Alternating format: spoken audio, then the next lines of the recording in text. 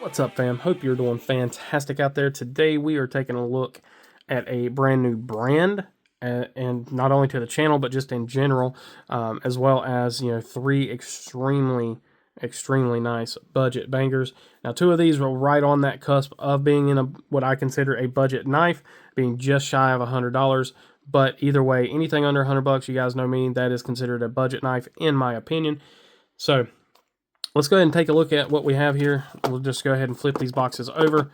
So we are seeing the Wixco Scort, Wortex, and Axor. Three great offerings from Wixco that really do kind of do everything well. So we're going to go from my favorite, or excuse me, from my least favorite to my favorite, which kind of gives you an idea of which one I would probably pass on if I were to do it again. Now, this is just personal preference. This is actually a knife that my wife likes quite a bit, so it's, I don't regret purchasing it, but if I were buying for myself, it would be one that I would probably pass on. But this is the Scort, so we are looking at a 3.6 inch blade. You're going to be a little bit shy of that on your cutting edge because of your finger choil. A 8.19 inch overall and 4.09 ounces. Now, they do offer three versions of this. So you have this one here with the purple shred carbon fiber. They also offer a kind of a yellow and gold carbon fiber. So it's a yellow. So these are aluminum scales with the carbon fiber inlays. And then the yellow one has like a yellowish gold aluminum and then a gold shred carbon fiber inlay.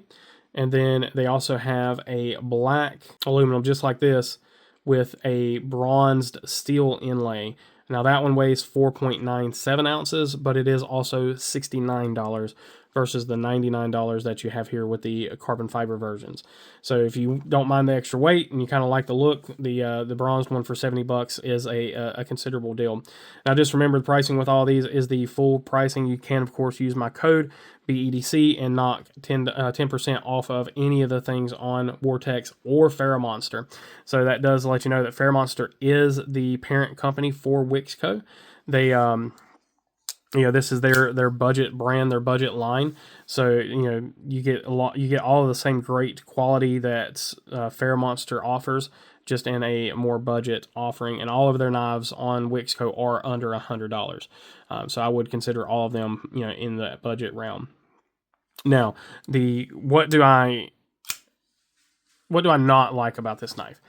This specific one. Now, I have spoken with a couple other people that do have these versions, and they all kind of mimic what I have to say here.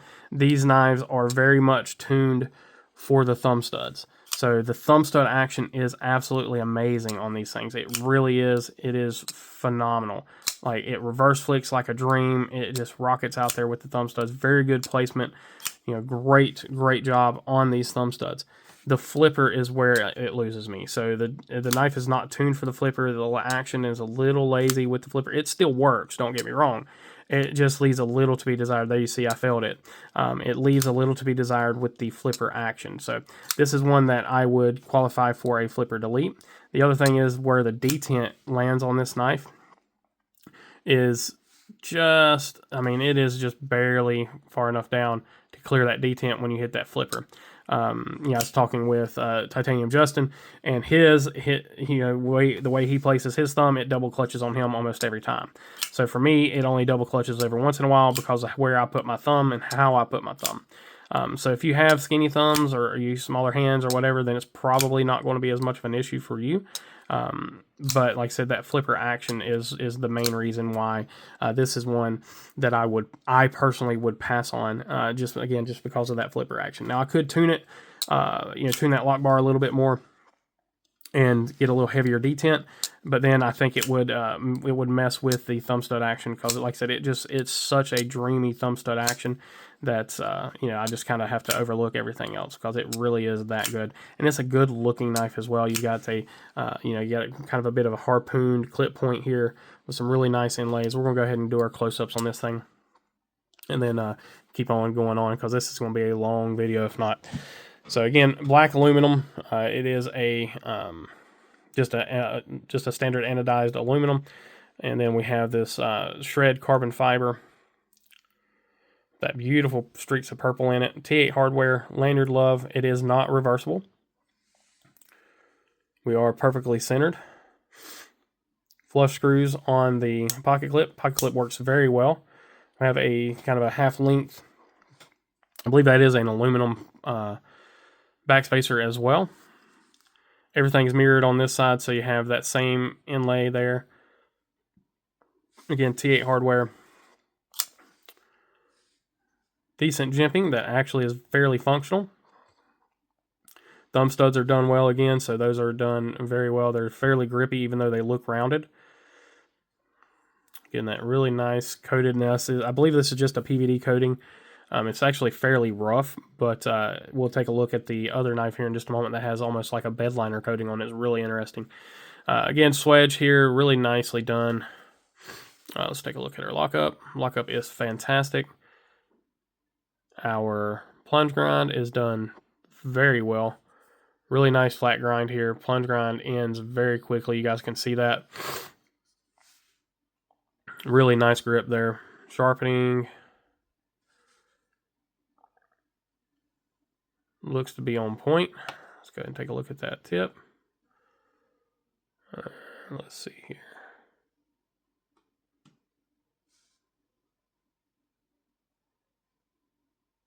Tip looks to be okay. Trying to get it to focus. It might be off just a hair. Yeah, I think it is. I think it's off just a hair. Let's take a look at it again close up here. I don't know. It's going to be hard to tell. If it's off, it's just barely off. There we go. Now we can see it. No, that's pretty damn straight. That's a straight tip there. So yeah, great job on that. Sharpening looks good. No issues there. Zero complaints with the quality control, and zero complaints with the with the edge or anything on this one. The initial sharpness out of the box is really nice. I have no issues with that. I do have with one of the other knives that we're going to talk about, and from what I can understand, I am the only one. I've talked to a couple other people with the same knife, and they don't have the issue. So as always, I like to make sure I remind people that, do plenty of research, try to watch as many videos as you can, or see as much reviews as you can on a knife, because everything that you guys see from me is a sample size of 1. So although I have 3 different knives from the same manufacturer, each individual knife is a sample size of 1. So there may be one that may have an issue that another one doesn't, or vice versa. Another knife may have an issue that mine don't. So, but yeah, as far as the knife is concerned, it is phenomenal in hand. It fits great. It's a really nice neutral handle shape. Nothing crazy. Trying to see, I don't really have any hot spots. Jimping works fine. Choke up spot is really nice. Kind of my modified pinch grip works really well. It's not really the blade shape for that, because it's kind of, you have to really crank your wrist up to get some tip cuts in there. But other than my issue with the slightly light detent for the flipper, and the where that detent kind of catches, this is a fantastic knife. I think if it was a flipperless design, it would honestly, it would be right up there with these other 2 knives that we're going to take a look at. But because of that flipper, being a little lackluster, it does drop this knife down into 3rd place. So let's go ahead and take a look at the next one on the list. So this is the Axor. This one is by far the best bang for the buck, honestly. It's just, I like the Wortex we're going to look at here a little bit more, just in a general aesthetic form. But this knife, honestly, I think it kind of ties as far as, just the overall functionality of the knife. I think this one is an amazing everyday carry knife. You're looking at a 3.35 inch blade, 7.56 overall, 3.81 ounces.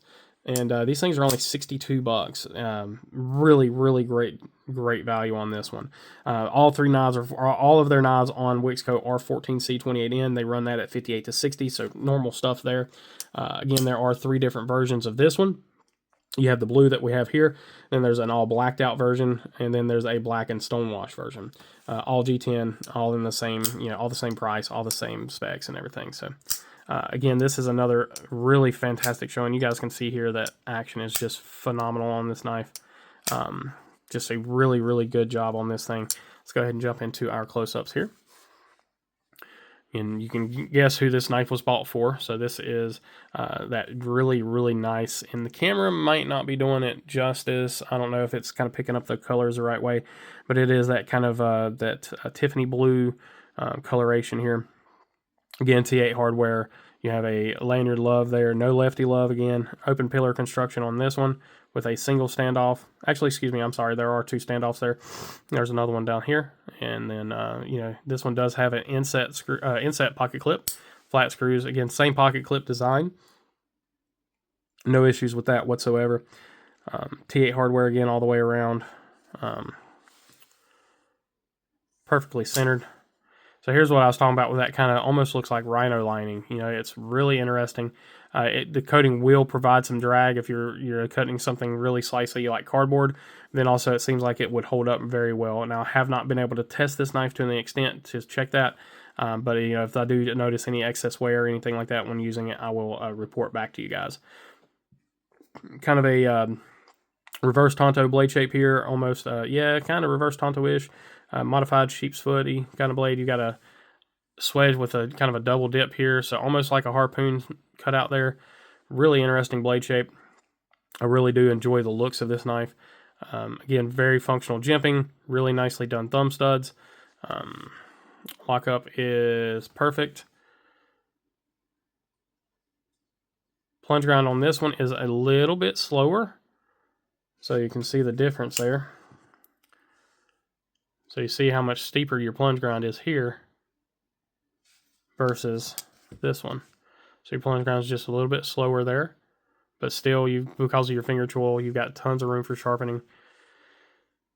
Sharpening itself, tip's going to be a little bit off. It looks like I can tell by looking at it there. The rest of the sharpening looks good. See if we can try that trick we did just a second ago. Not really. These types of tips are really hard to see. But you guys can see that there. So you've got a little bit of the coating still showing right here towards the tip. And then on this side, you've got a full sharpened edge all the way out. So just going to be just a little bit of difference there. Nothing major. Again, this knife, very sharp right out of the box. You know, typical what you're used to from these you know, really high quality Chinese OEMs. You know, again, this is ferramonster that are doing these knives, and those guys have absolutely been crushing the the competition, honestly, with what they've been doing here as of late. So, and then them stepping into the budget realm is just a nice feather in their cap for sure. A really great customer service as well. I've had nothing but good things to say about either ferramonster or Wixco. Both are absolutely phenomenal. Again, zero issues at all. Hand-wise, ergonomics-wise, this thing is, again, it's knocks it out of the park. As far as if I'm reaching for a knife to carry, this is the one I've actually found myself reaching for more often than not, just because of just how comfortable it is in the hand. It is extremely comfortable. It fills the hand very nicely, and then you do have that choke up spot.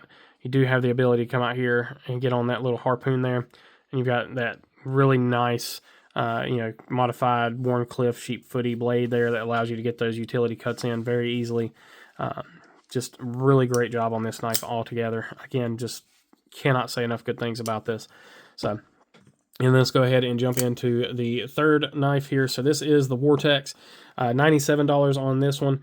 You're looking at a 3.1 inch blade, 7.1 overall, and this one's only 2.4 ounces. It's a very, very lightweight knife, very snappy action on this guy, just super small, super lightweight.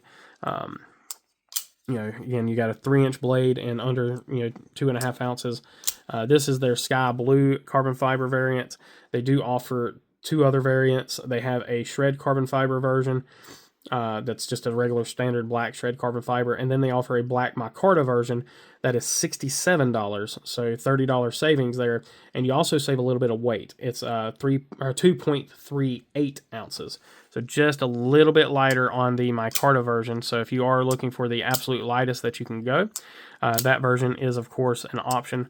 I just really love how this carbon fiber feels in the hand. I love this action. It is just like, it is sweet. Really, really nice action. Thumb stud action works really nicely, and you can, of course, loosen that and move it up and down as need be, and then you do have the ability to get into that that blade hole there. You could also remove those thumb studs altogether if you wanted to, but they work so well that I wouldn't, honestly. I haven't. That's why I haven't so far. But yeah, let's go ahead and jump in for the close-ups on this one. So we can see that really awesome sky blue carbon fiber. This thing has a ton of color in it. Half-length backspacer, a really large lanyard spot. So that would be one thing I would possibly change on this knife, would be just to get rid of that lanyard. It's not really needed. I mean, it doesn't need to be that big or that much sticking out of the end of the knife. It doesn't really hurt it doesn't affect the ergonomics of the knife. It probably even makes them a little bit better. To me, it's an aesthetic eyesore, and that, again, is my opinion. Same pocket clip we're looking at with the other knives, and this one is not inset, but it is reversible, so this is the first of the lefty-friendly knives we've looked at today. All T8 hardware again, of course, except for the pocket clip screws. Backspacer, I believe, is either G10 or aluminum. I can't quite tell. Let's see. We are perfectly centered. Lockup is great. And then here we have this really wicked hawkbill blade. Got a really nice subdued hawk point. It's not overly drastic. It works really well. Plunge grind is the worst of all three, though, so you can see that there. You do have a bit of a smile coming in already. Sharpening on this one is even, so we can see that there. The sharpening is done pretty well. The only downside to this knife is it did not come razor sharp. Now, that being said, it is not dull. It is just not razor sharp. Like I said, I did talk to a couple other folks, and they did not have that problem. So, chances are you're not going to have any issues with sharpness out of the box. However, for me, I do have some issues with the sharpness right out of the box. So this is a knife that I am going to end up, taking and putting on my stones, and then just going ahead and, putting a really good edge on it. Now, it is still very much a usable edge. I could go without sharpening it, quite honestly, and not have any real issues, but it's just not what I've come to expect from those guys. I'm not holding that against the knife, just because I know that is not a not a common thing, or at least it's not out of the three other ones that I've talked about, or out of the three other Wortexes that I know about. None of them have had the same issues, so I have a feeling it's not a very common thing. But handle feel on this thing is really, really great. Again, it's only slightly beaten out by the Axor as far as ergonomics are concerned. This thing is right in that perfect size for my hand. You guys can see that there. It's just over 7 inches overall. So, it's just barely sticks out. And that's where I'm like, I guess I kind of understand having that little bit of a spot there for the lanyard. That's, it's just aesthetically, like I said, that's not my favorite look. Jimping is good. It's just long enough to catch my thumb right there. If it was a little bit longer, it would be ideal, but it is just long enough to catch my thumb there. And jimping, of course, it is nice. It does fit well. Slick-sided carbon fiber. Well, it's not super slick. It's just kind of, so you guys can kind of hear that. It's kind of almost tacky, but doesn't have that signature feel of some carbon fibers have. So it kind of takes you by surprise when you first mess with it. But again, the action is just so sweet on this one. Like, it is money. Absolutely money. I mean, honestly, all three of these have really amazing actions. It's just one has a slightly lighter detent. So, all right, guys. That is our introduction into Wixco knives. We are going to go ahead and do a hardware check on these things really quickly. Cannot get to that screw.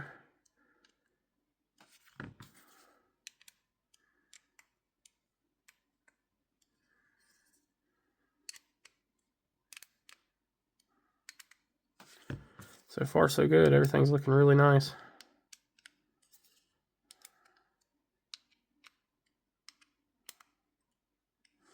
Those are T6s. Just the slightest bit of wiggle on that thumb stud.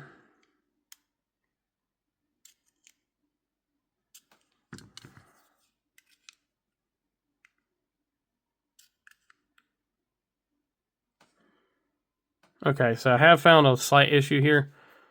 We're going to go ahead and zoom in a little bit so we can show that. So your holes don't really line up all that well. So you guys can see that there. I don't think it would prevent you from unscrewing these. And I'll have to check and see if it is a potential issue with others. But honestly, well, actually, yeah, because that's a body screw. So I was about to say you won't have to take it apart, but that is a body screw. So, I mean, I guess you could take it apart from this side, which is honestly what I'm going to end up doing anyway. I'm going to open it up with the T8 side here. So unscrew that T8 and then just unscrew this body screw in the pivot. But yeah, so you have a slightly worse access there.